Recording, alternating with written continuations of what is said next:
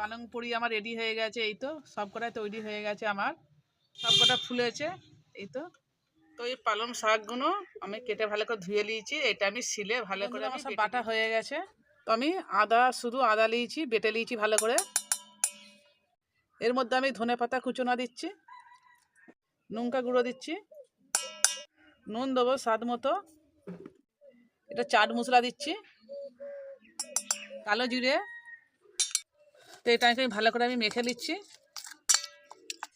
তো এটা মাখানা হয়ে গেছে। এর মধ্যে আমি আটা দিচ্ছি, আপনারা ময়দারও করতে পারেন, কিন্তু আমি এখানে আটা দিচ্ছি। 1 বাটির মতো আমি আটা দিচ্ছি।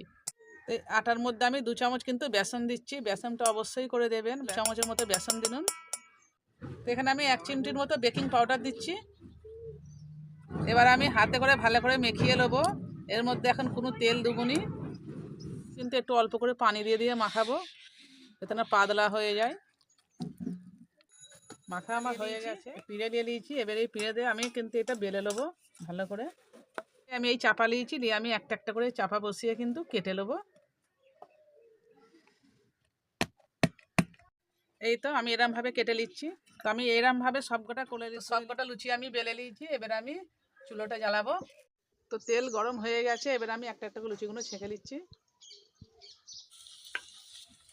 এক পিঠ ফুলে গেছে, আর এক পিঠ আমি উল্টে দিচ্ছি। এটাও হয়ে গেছে, তুলে নিচ্ছি। বন্ধুরা, পালং পুরি আমার রেডি হয়ে গেছে। এই তো সবকটাই তৈরি হয়ে গেছে আমার।